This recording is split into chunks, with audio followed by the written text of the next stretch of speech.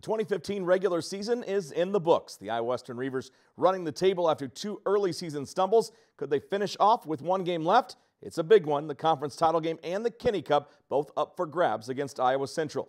Will the Reivers go bowling or not? We'll get answers to all of those questions and more coming up next on the Iowa Western Football Coaches Show. The highlights and more coming up. It's the Coach Stroh Show right here on CBTV 17.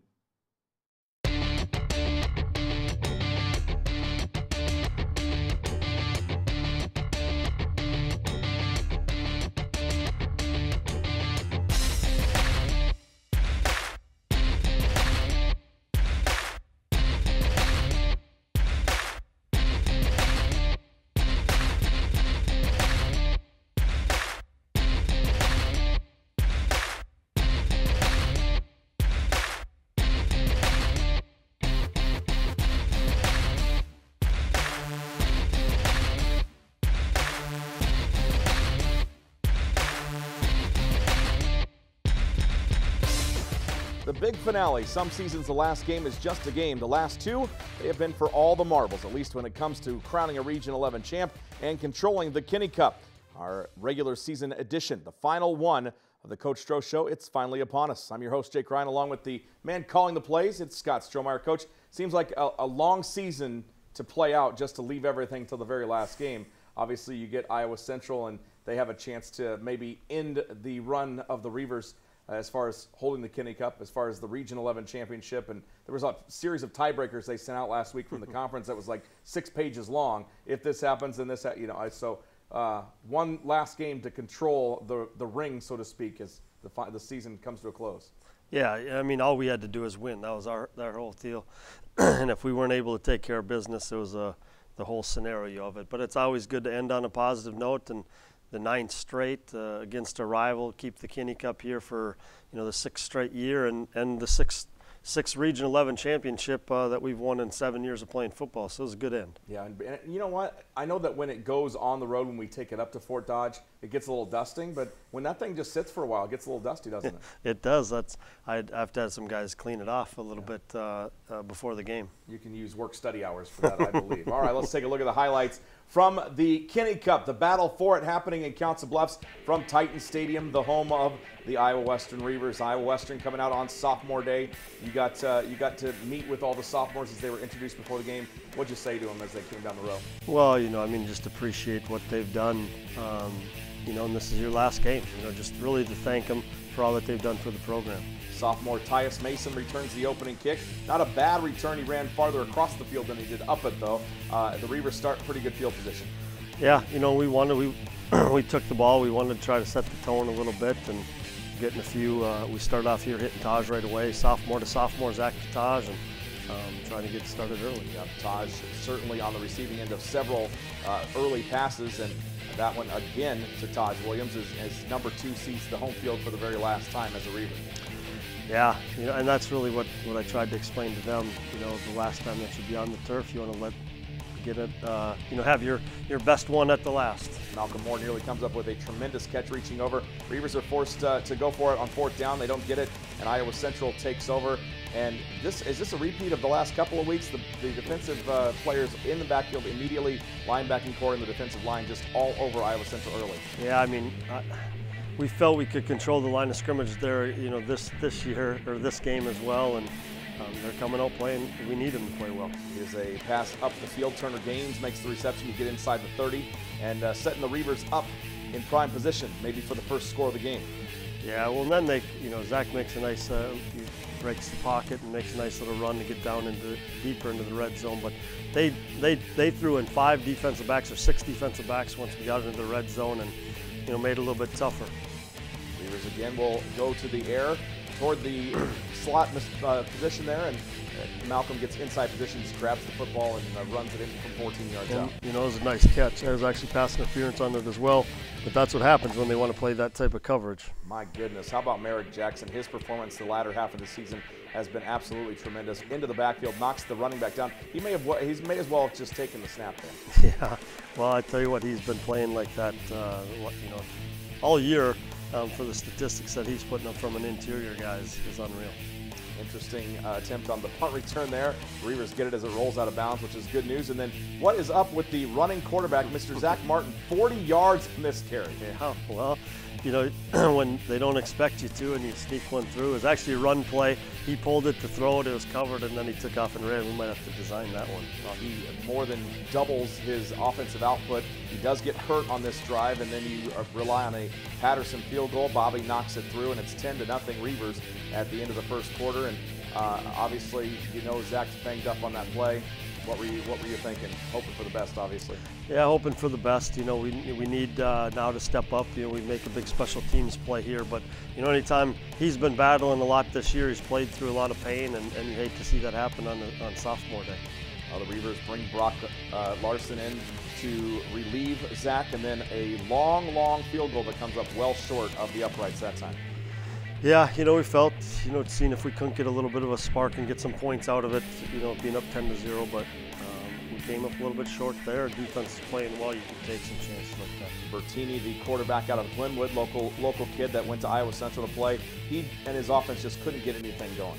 No, they've been struggling all year, and just felt that we, you know, this drive here is really a killer one for us, but we felt that we could control them as long as we don't give them plays like that. Right, another muff punt, and then they will go to the air all the way down to the 10-yard line. First and goal for the Tritons, with the Reivers only up 10-0 as the first half starts to come to a close. Well, we stopped them, and then they fake punted it, and then we fumbled the punt, and then they got it back, and then they got, so 3 straight possessions. Our defense was on the field, and they came away with just 3 points. So to be 10-3, you know, we're satisfied that the defense held them to that. Yeah, so 10-3 your score at the half. Uncertainty though, and a little bit of an uneasy feeling after 30 minutes. Will the Tritons pull the upset, or will the Reivers hang on? Hey, we've sold you the whole seat. You're only going to need the edge. An exciting second half coming up next on the Coach Stroh Show. It's the Iowa Western Football Coaches Show. You are watching it on CBTV 17.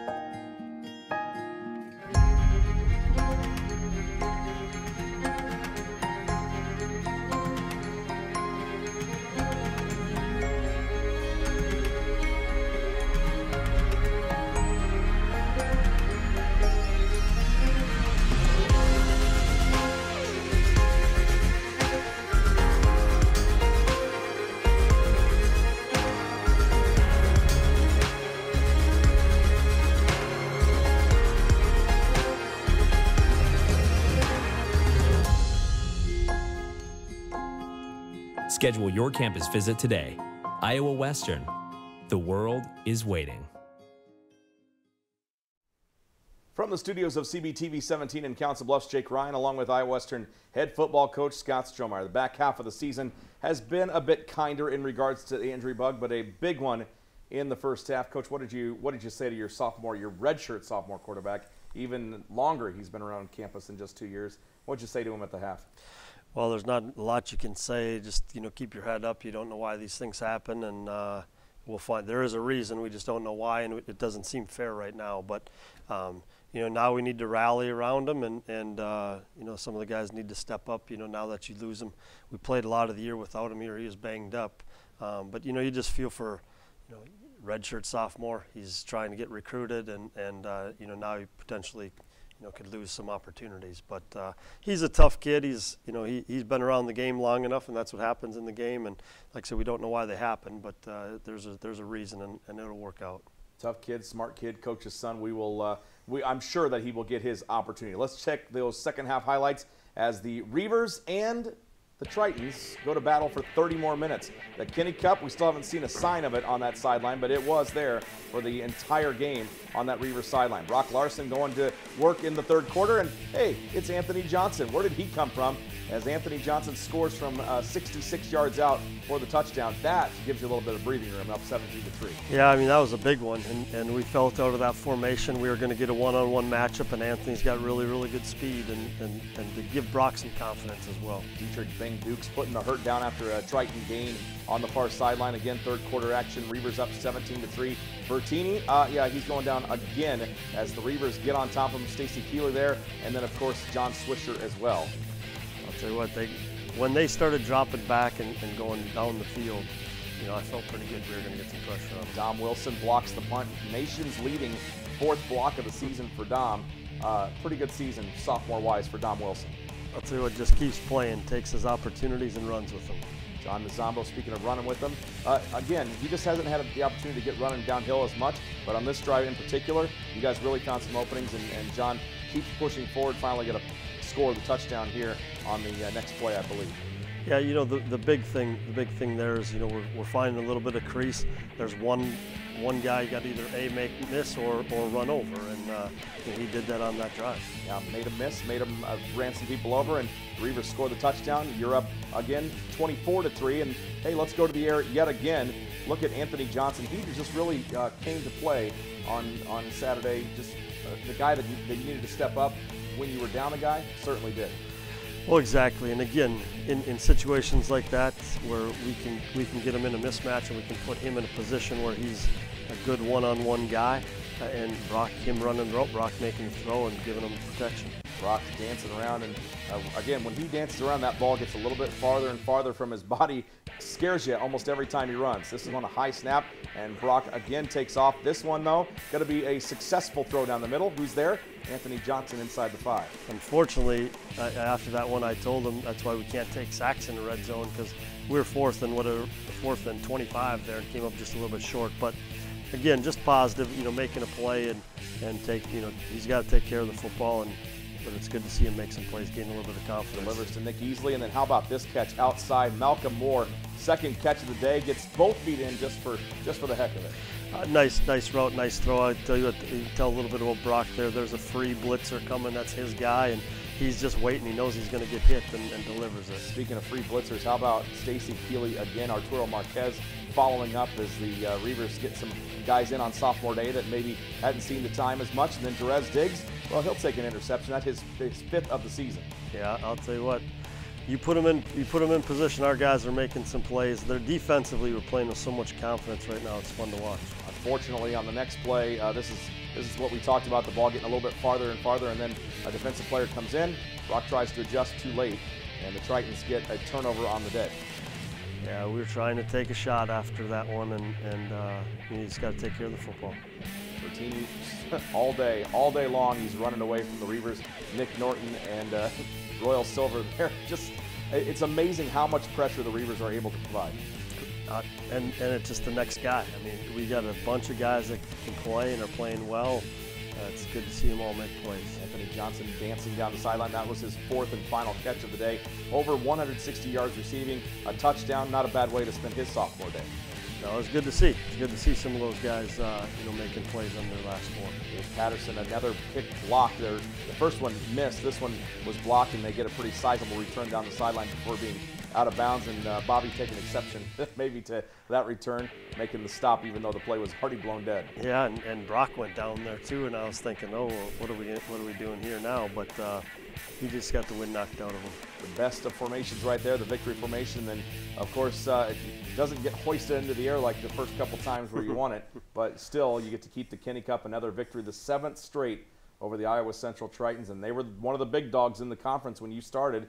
And you have taken control of the rivalry game between Dr. Kinney and Dr. Kinney and the Tritons and the Reivers. So it feels pretty good, doesn't it? Yeah, for sure. You know, I mean, like I said, when we came into the league and to be able to win it, and we're doing it in pretty decisive, you know, fashion the last 6 times. You know, and like I said, the guys after, you know, they shook their hands. They were wondering when they could go get it. I said after they shake their hands, they can run over and grab it and celebrate with it and get the Region 11 championship as well. Absolutely. Which is another, you know, big deal with 6 straight there. You guys have been recruiting last week and recruiting this week, and I know you recruit outside of that, but really with the with the visits to each and every high school that you try to get to, how big is it saying, hey, we own the state of Iowa? Well, and that's really been our thing, and you know, I look at it this last week, we had 3 offensive starters out of state. The rest are all Iowa kids, and we put, I think there's 6 on defense that are Iowa kids. And I mean, with all the injuries and things that we've had dealt with this year, if you don't have in-state players and own the state, it could have flipped around record-wise. And so we're making a big push again, and I think we got the reputation now with a bunch of high school coaches that, hey, we're playing some Iowa kids and we're giving them the opportunity to move on, and they're coming out here prepared. And you got the proof that they're moving on too. Exactly. Yeah. Anthony Johnson had a big day as far as the receiving yards goes. After a slow start, Brock really kind of shook off the rust a little bit. He hadn't played in a couple games in meaningful snaps, but he really took care of business, had a nice day. He did, and part of that was at halftime. I think anytime, you lose your leader, and the whole team knows they know that Zach is our guy. And so when he went down, I think the morale of the receiving core and really even some of the offensive linemen, it might have just dropped a little bit because, hey, there's our guy, and now he's done. Oh, here we go again. We just got through all this stuff. So really that's what I spent the halftime talking about is we need to support this kid. He's battling his tail off. He's a good leader. Yeah. But we needed something to build some confidence. And I think the big one was that first touchdown to Anthony. Absolutely. Where he felt, okay, and I think that also made the rest of the team like, oh, okay, boy, we can still move the ball, and that comes, like I said, that's any time your starter goes down, there's always a little bit of a blow to it, but we'll move forward, and Brock's gaining some confidence. Offense had a good day. Defense had a good day as well. They get 8 sacks on the day to set the new team record for sacks in a season. So both sides of the football really taking care of business against Iowa Central. Winner, winner, chicken dinner. We'll take a quick break and give Coach a chance to collect himself. After all, the Reivers are going bowling for a 6th straight season. We'll discuss it before the show ends. When we return, a player that's come from the dark side, now playing for the light side, sophomore wide receiver Anthony Johnson talks his big game against the Tritons and more. This is the Coach Stroh Show right here on CBTV 17.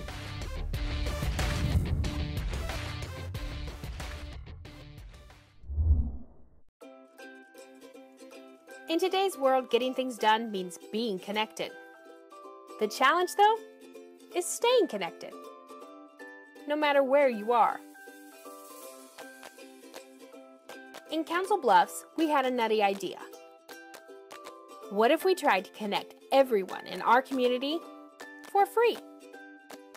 How great would it be if we could always communicate, stay creative, and enjoy the things that make us unique together? Just think of all the opportunities to learn new things, find new friends, and do it all in the blink of an eye. Introducing Blink, Bluffs Community Wi-Fi.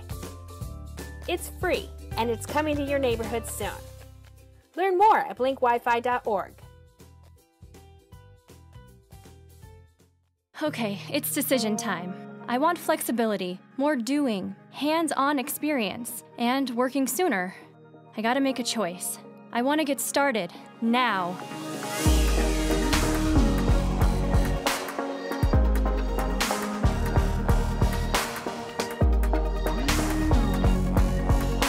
Find your path at iwcc.edu and get hands-on real-world experience. Start now at Iowa Western. Coach Stroh Show continues here on CBTV 17. I'm IWTV student Cole McAfee, along with Reaver wide receiver Anthony Johnson. Welcome to the show, Anthony. Hey, how you doing? So Anthony, big game out of you guys for the Kinney Cup last Saturday. It was a huge win. A lot of points were scored. Your quarterback went down, but Brock Larson came in and he found you for the connection. It was mostly deep balls. Can you tell me your connection with Brock Larson? Well, first of all, I just had to get his confidence up after Zach got hurt. So I just felt like I had to make a big play just to boost him up coming in the game. Everybody's head was down. They didn't believe in us. They didn't believe in us who was going to make it. So I just felt like I made a big play, and which I did. So they kind of gave him a lot of confidence, and we just kept it rolling from there. And talking about that Zach Norton injury, he went down in the first half with a leg injury. But in the second half, you guys came out strong. It was 10-3 at the break, and then you guys just kept firing and firing and firing. What was the motivation at halftime that Coach Stroh gave you, or was it an overall team decision just to keep pushing on and come out firing in the second half? Man, we just felt like we didn't come all this way for nothing. So if everybody do their responsibility and we work as a team, we'll just get the job done. And we had, defense always helped us out a lot, so we rely on them a lot. So we got to help them out, and that's what we did.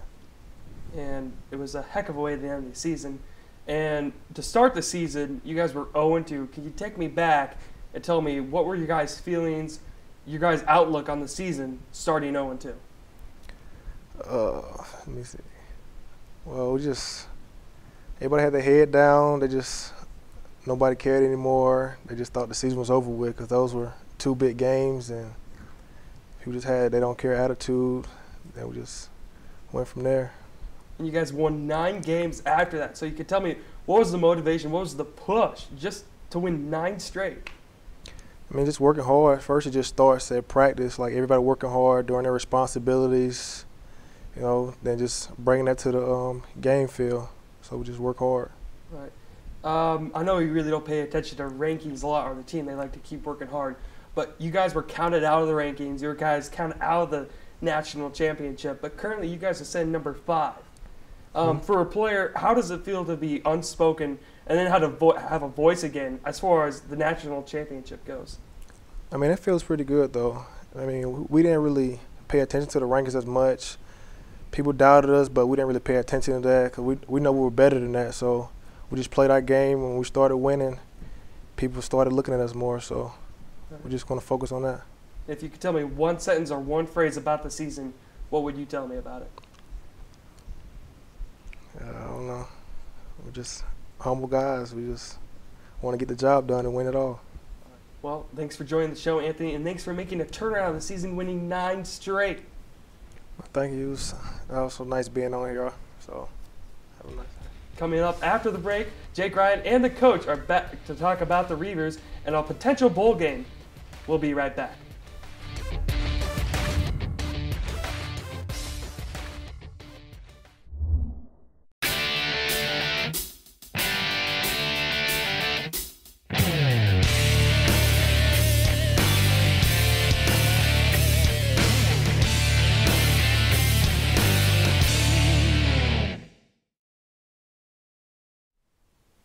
Well, let the speculation begin. The bowls cannot be finalized until next week, and until then, there will be a lot of talk about who is going where and who's playing who for the national title. Let's talk briefly about the polls. The latest one out showing the Reivers up 5 spots this week after being stagnant from one week to another. But you are number 5 this week. It is Northwest Mississippi number 1, Rochester number 2, Snow College number 3, East Mississippi is number 4, even though they haven't played after having to forfeit their chance at a repeat. They're up 3 spots yet again. But good news is you're up 5 spots. You're number 5 in the latest rankings. Talk a little bit about the way that the polls have shaken out toward the end of the season. Well, and I think the big thing is that's why you just got to keep winning. And, where there's some disappointments. I don't think if we were up there a couple weeks ago, we probably wouldn't have gained much ground. Maybe an East Mississippi team, maybe number 4. But so you just keep taking care of business. We don't know how the polls come out or where they're all getting voted in, but at the end of the day, for us to be, after week 2 to be out of the polls, it took us maybe a couple more to get back in it. Now to climb ourselves up to number 5 again, hats off to we're the highest ranked 2-loss team in the country. Sure. So I think that goes. The voters are taking notice. Well, it was a crazy week. Ellsworth upsets Butler. Ellsworth playing as good a football as anybody right now. It's a good thing you didn't have to play them on Saturday. Yeah. I mean, it might have been a little bit more interesting than the Kinney Cup battle. You look also Gulf Coast upset by Northwest. Rochester was nearly upset by North Dakota Science. They were down 19 points and rallied to win. Everything that could have happened almost did for you to get a shot at the national title. Still one more poll to go. I know there's going to be some jockeying. What are you thinking right now as far as the Graphic Edge Bowl? Who are the chances? What are the chances of getting certain teams in? Well, I mean, a lot of it's going to determine what Northwest Mississippi does. If they get Rochester at number 2 to come and play, or if they got to go to number 3 and get them, and Rochester goes someplace else. My goal has always been to try to make it the best game we possibly can. Mm-hmm. So we'll start from the highest ranked teams and just try to dwindle our way down and see who we can get. But I'd like to get number 2 Rochester if they don't play, or even a number 3 Snow, which would be a tough task in either of them. But you know, that's what you play the game for, and that's what you know, we want every single season. And East Mississippi's not a possibility, right? Right, Because they're- they're done for the year. Yep, they're done. So we really we'll have hopefully one shot at either Rochester or Snow, and if neither of them, then we got to start going down the list, and it might be down into, you know, 18 Georgia Military. You know, I know has some interest. There's some schools that are interested. There's not a lot of bowl games out there, so you know, a lot of them want to play. It feels good to be able to make a 6 straight, doesn't it? It does. You know, I'll tell you what, and it's nice to know that we're locked into one. That I'm not, because there's a couple of teams that I have a feeling that might get left out. They're in the mix on a few, and all of a sudden now they're left out of none. Right. So you know, it feels good to be in one. You be home. You know, be able to play in the UNI Dome, where a lot of our Iowa kids dream of playing in high school, you know, playing in the state championship. So it's good to get back there and play. And, you know, if you're not playing for a national championship, you know, someplace else, then we're in the best bowl we can be in. Real quick, possibility of having a national title game established in the NJCAA. Well, I think that's the talk, and that's the plan in the future. They actually put out some bids this year to see if somebody would bid to host it, kind of like they do in Grand Junction for the baseball. You know, it's always played there, and they want to do that for the football, bid it out for a few years, and so we don't ever have to worry. We know 1 and 2 are going to go to that location and play the game, which would be good. You know, I don't know if it's going to be, you know, they're going to be able to sustain it, but I think it's good in theory. Be nice if it happened in the Graphic Edge Bowl. You could still have 2 bowl games and have the winner of the ICCAC, if they weren't playing in the title game, play in that first game, and then have the national title game later in that day. You've got a built-in crowd, and you always know it's going to be 72 degrees as well. Yeah, it's either that or I'm okay with playing it outside and bringing Mississippi up here in December to play. But no, yeah, it would be nice. It really would be nice to be able to do that. All right, Coach. Well, we will talk with you the week of the game. We'll have it obviously established by then, but keep an eye on all the social media and the website as well. As soon as we know, we'll let you know. That's our final show of the year. Again, it will come the week of November the 30th as the Reivers get set, more than likely, to play in the afternoon game of the Graphic Edge Bowl. You never know. There could be some crazy things that happen. Maybe we'll make the trip to Mississippi. But if you make the trip, we know it'll be inside the Unidome. And as we said, it's always about 72 degrees in there on the first Sunday in December.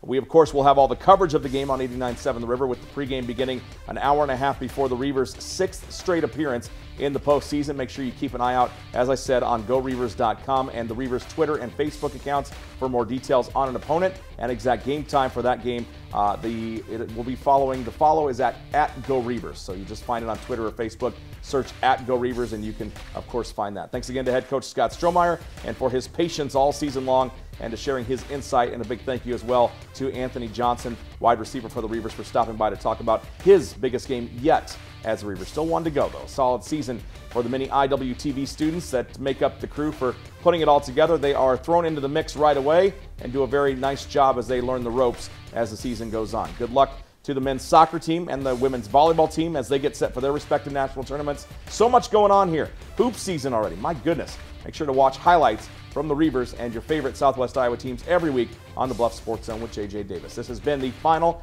regular season edition of the Coach Stroh Show on CBTV 17. We will talk to you in a couple of weeks when the Reivers know who they'll play and where they're spending bowling season. We hope you enjoyed it. Remember to wear your blue, be loud, and go Reivers.